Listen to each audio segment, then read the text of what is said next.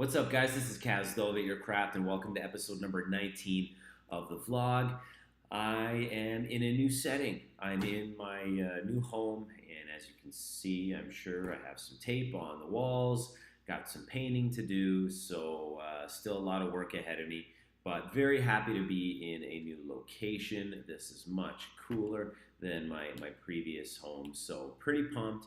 But I thought while I'm getting settled in and doing things, I want to record a vlog. What I want to talk about today is what I call, anyway, making it look easy. And what that is, in essence, is finding a way that's meaningful to you in order to gauge, or a way to gauge your progress with your jump rope. And this could really apply to anything. I'm just kind of using it in a jump rope context. Finding a way that's meaningful for you to gauge your progress. First, it's great to just figure out what you want, which I've mentioned many times in the various works that I've done with rope. But you also have to find different cues and different ways of gauging your progress. And whether that is actually measuring the amount of repetitions you're doing, how much time you're jumping for, how many times you can complete a certain trick, or maybe even going for a certain aesthetic or a certain mindset when you're jumping, or even just having fun. You're not really worried about what you're doing in particular or the outcome. But all you do is just want to have fun, and that's awesome. If that's what you know you want to do and you're achieving it, great.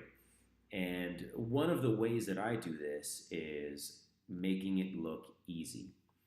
And to go a bit into that, this actually came up because it was feedback from someone that watched one of my rope videos, and they said, wow, you make it look really easy.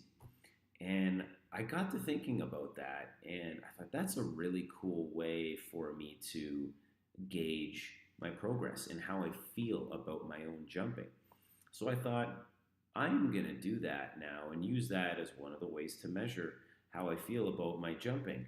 And that's ultimately why I wanted to make this episode, because it's really neat to find a way that makes jump rope more compelling for you. And as I mentioned, for me, is one of them is making it look easy.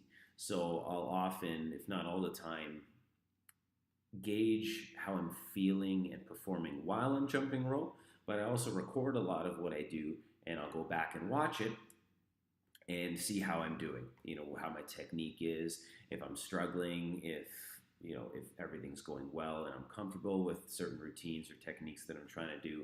But one question that I ask myself is, am I making it look easy? And what I mean by that is, are my movements smooth? Is my technique solid? How am I feeling? How do I look while I'm jumping? Am I light on my feet? Is everything graceful? Do I look like I'm struggling? Is it easy? And then I kind of say, okay, based off of how I look and all those types of things, am I making it look easy? And that's just one of the ways that I think, hey, you know what? I think I need a lot more work with this technique or whatever I'm trying to achieve. Or, you know what? I am making it look pretty easy, so I'm on the right track. I'm doing well, and it's certainly not a license to stop practicing that certain technique or whatever it is if I feel like I'm making it look easy. But it's one of the ways that tells me you're on the right track, you're doing a good job, and it also just makes me feel good about myself, about my training. So, in essence, what I want to say is, find a way to look at your training and just your overall, the way you're approaching it, and try and make it more compelling. And this is one of the ways that I do it, based off my own standards and some of the factors that I mentioned previously. And it can be whatever, if you're looking for a certain aesthetic to your jumping, maybe you want to perform. So you want to actually look at how you're jumping, what you're doing, and ask some questions around performance. How am I looking while I'm jumping? Is it performance worthy? Am I smiling? Is my posture the way I want it to be? And things like that. So making it look easy is one of the ways that I do it.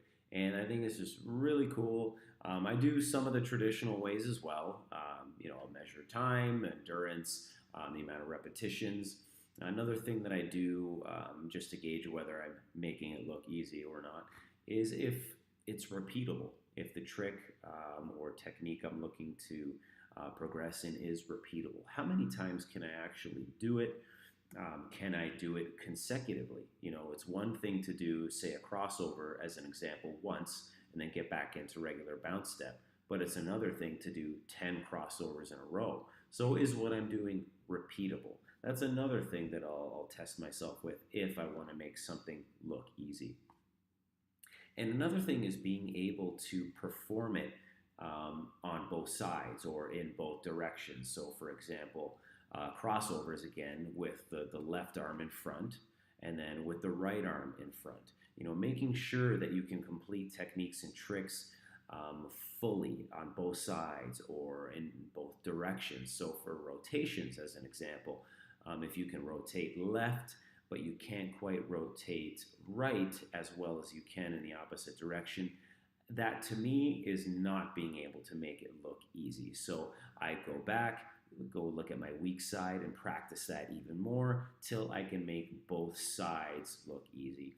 I know that's something I've mentioned in, I think, one or two of my podcasts, and that's just one of the standards that I set for myself is I can't actually perform a trick or technique to my satisfaction unless I can do it on both sides or both directions where applicable. So anyway, what I wanted to get across is find some ways of looking at your training that make it more compelling for you, whether it's a certain mindset, a certain look, certain achievements, how you jump, and really anything that makes you feel good about yourself, your style, and overall what you want out of rope. And again, for me, one of the ways I do it is making it look easy. All right, guys, well, that's it for this vlog. I hope it was useful. I hope it was fun. As always, feel free to leave feedback, reach out with any questions about this vlog, about anything that I do. I'm happy to take feedback, questions, and really anything you have to say. So that's it for me today. Have an awesome day, and I'll catch you next time.